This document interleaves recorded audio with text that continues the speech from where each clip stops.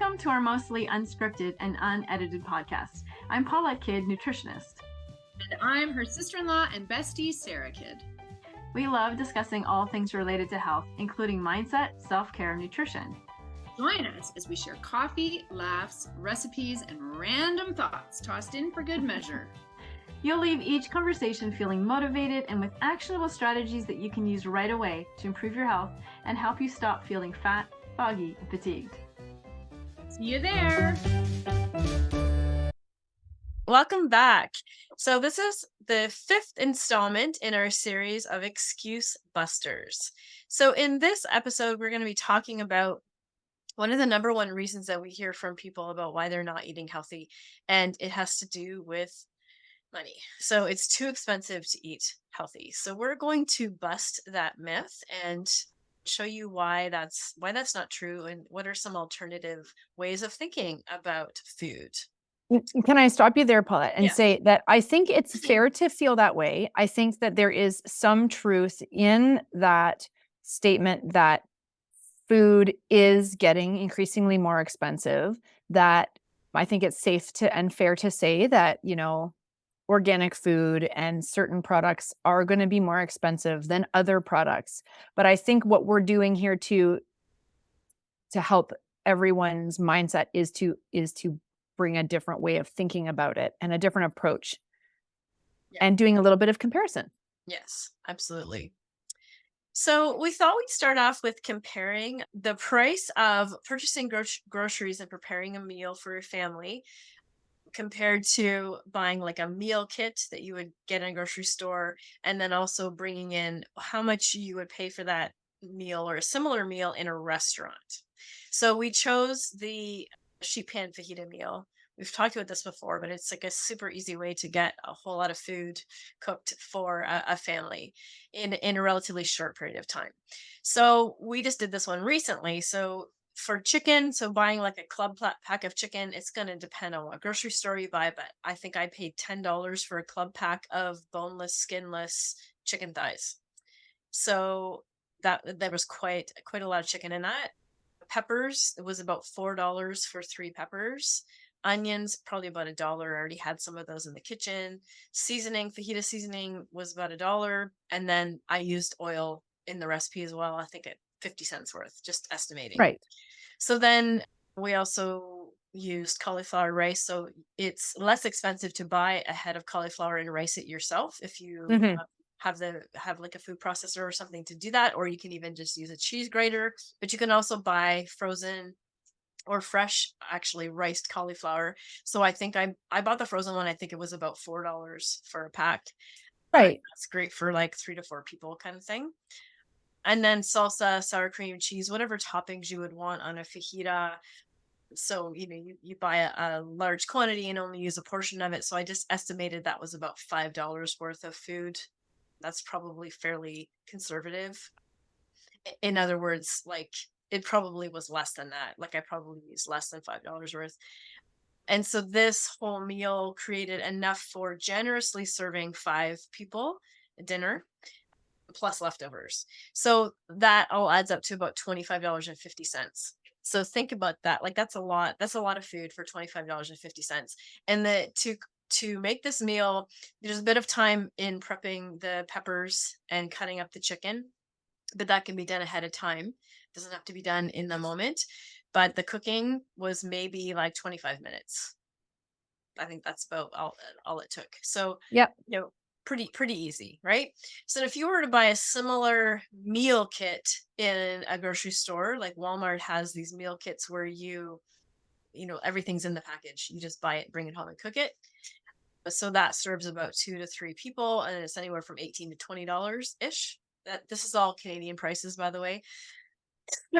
And then if you were to order something like that in a restaurant, you're probably spending about $30 for 2 people to eat that meal, steak, chicken, whatever.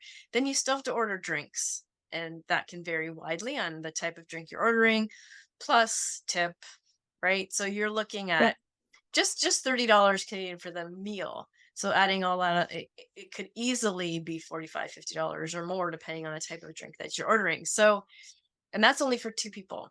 So Mhm. there's a pretty big difference there in the price. So when you're just focusing on real whole food, minimally processed, and putting in a little bit of time to prepare that, it's way more cost effective to cook from scratch, right? And it doesn't have to take a long time. That's the expense and the time. Those are the two reasons why people tend to not, or the excuses that they use for not eating healthy, right? But there are ways around that. We've already talked about the time one, but this is more focused on the investment. Yeah, and if you're talking about the time, comparing the time it takes to make a meal from scratch versus traveling to a restaurant, waiting for a seat, then ordering, waiting for the meal to come, finishing the meal, Yeah. waiting for the bill to come, driving home again. I mean, yes, maybe you're having more of a relaxed time, maybe you're feeling treated that way versus having to deal with the cleanup and the cooking. But we talked about ways to make cooking fun. We talked about, if you're cooking for other people, then there are other people who can potentially help with the cleanup and stuff like that. Yeah, I was going to say something else, but it has temporarily left my mind. Okay. Perhaps you'd like to know what I'm Oh drinking in yes, the we forgot to meantime. do that. I really like that cup. Thanks. I was taking big sips of it earlier to try to get you to notice that I had a drink in my hand, but we were so into We were. costing out that meal. Yeah. So I have this really cool mug that looks like a mason jar. It's turquoise. I'm not even going to say where I got it because I feel like I say it every single time. And it's got a neat little mason lid with a place for a straw. And I love this for smoothies. So I have a smoothie today, which is also happens to be a great meal option. So it's a great drink and a great meal, especially when the weather gets warmer.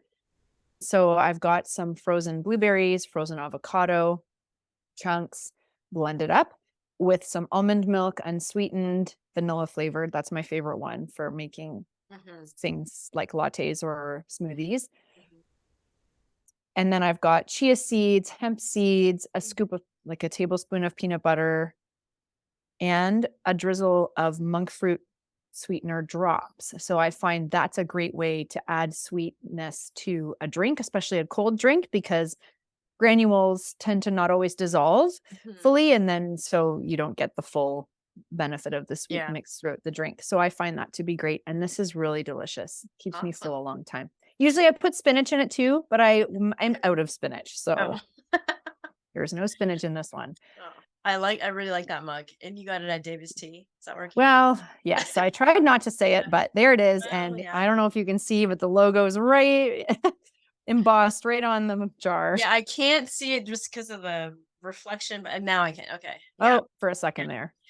Well, if David's Tea would like to sponsor our podcast, we'd be more than willing because I feel like we talk about it in every episode. Okay, so I have nothing to do with David's Tea with my drink, but so first of all, I want to show you this really cute. It's supposed to be like a mason jar mug. Of course, it's supposed to be a mason jar mug. And we did not talk about it beforehand. No, we did not. No. So this, can you tell what it is? It looks like a cupcake or an ice cream cone. It is, right? It's so cute. It's really like cupcake with a whole bunch of icing. And it's got a bit of a a mermaid color on it, depending right? And of course with the lid and the straw. So I'm drinking AHA, the sparkling water. Nice. This is the pineapple and passion fruit. So it's one of my two favorite AHA waters. Another time I will share my other favorite one, but that's okay. What I'm drinking today. That is one of my two favorite AHA waters. Now I have favorites in all the different brands, so we can go down that road sometime. Yes, yeah. But I'm wondering how likely it is that my other favorite is also your other favorite. So stay tuned. It's so exciting, this podcast. Knowing what we're drinking must be on the forefront of everyone's minds. But hopefully we inspire people to hydrate and to have fun with different beverages. Yeah. So I love the flavored unsweetened waters. They're just, I find them so thirst quenching. And I really enjoy drinking them. And of course you can use them as a base for other things. Sometimes I will put the iced tea bag in the sparkling water so to get layers of flavor. But yes, endless possibilities. Good thing we have lots of podcasts coming up. Yeah. Okay, back to our topic. So we were price comparing that sheet pan fajita meal. So we're also going to talk about the mindset around this and asking yourself what it is you're spending money on. If you are using the excuse or find yourself saying to yourself, I can't eat healthy, it's too expensive, right? If you find yourself saying that, we're just asking you to kind of challenge that a little bit and Yeah. think about the food a little differently. Think about what you're actually spending money on now, and if it really is true that it's too expensive to eat healthy. So, thinking about fast food that you eat, convenience foods that you spend money on, the coffee drinks, right? Like Mhm. the Sarah, you were listing off a whole bunch as we were talking about this episode. So, Yeah, exactly. And I started to laugh a little bit, not because of what you were saying in terms of the content of our podcast, but you said, ask yourself if you're asking yourself. And it reminded me of, I think it's a scene from the Austin Powers movie where he says, allow myself to introduce myself. And yes. he realizes he said myself too many times. Anyway, so we're asking ourselves a lot of questions right now. Ask yourself really, like, ask and then really think about it to kind of get to the truth of where is our spending money going. I mean, the fact is groceries are expensive. No matter what you're buying, everything has gone up in price. So there is that issue, and we're not necessarily addressing that in this podcast. We're sort of thinking about the mindset around how costly is it to change the way we're eating and to make healthier choices, meaning more whole foods, more home cooked things, fewer prepackaged, fewer pre-made foods, more nutritious packed, good fats, right? Lower carbs, etc. So, yeah, I mean, things to ask yourself might be, how much coffee do I buy on my way to or from work every week? I think some of us, I know there was a time in my life where I would buy a coffee every single day and not think too much about it. And if I sat down and added that up, that really adds up. One of my favorite unhealthy junk foods is chips. The cost of a bag of chips for how much nutritional benefit I'm getting. If I think about the cost of a bag of chips right now, if I wanted Doritos on sale, I could probably get them for $4.50 on sale. And I mean, we're talking about prices, ballpark figures. We're talking about, general prices. We may be off a little bit here and there, but these are prices that we see in our stores, Paulette, right? And at this time, and that can vary depending on sales and where you live and things like that. So there is some wiggle room there with these numbers we're throwing around. But, $4.50 right now is the sale price for Doritos at my local store. So if I bought a bag of Doritos, that might be too, that might stretch me to two different snack sessions kind of a thing. And that's if I'm not sharing them. But for $4.50, I can get a bag of avocados, a bag of 5 avocados, and I can do that's 2.5 avocados will do me for my whole week's worth of smoothies. And then I've got the other half of the bag to maybe make a batch of guacamole, which I'm gonna maybe add to my salad for the week with my lunch, or I'm gonna have it with my seed crackers. Maybe it's gonna be the topping on my tacos one night, and then the topping on my low carb chili another night, and then maybe it's gonna be, avocado toast with carbonate bread or something like that. So I mean, if we really sit down and look at where our money is going, where is our money really going? Because I am happy to drop $20 on chips and chocolate if that's where my mindset is. And I'm not making excuses for why chips are too expensive. Right. So we really do need to say, and what is the value of what we're getting? Because the chips taste good. I like the crunch. Once the bag is done, it's over. But the benefits of the avocados that I'm eating throughout the week, that is giving me energy that I didn't have before. It's going to benefit my body in different ways long past. It's also not contributing to my cravings for things that are not good for me. So, Yeah. So to add to that, it's when you're feeding your body junk food that has no nutritional value, it's gonna ramp up the appetite later because it didn't get anything. It didn't get anything but empty calories, right? Mhm. So if you think about it like sort of in the bigger picture, you're likely going to be eating more because Mhm. your body's not going to be satisfied. You might feel satisfied in the moment, and there's a whole emotional component going on there too. You're going to be satisfying that emotional eating. So you'll feel good for a little bit, but then you're going to have the fatigue, the brain fog, the increased cravings, the increased appetite because your body didn't actually get any nourishment.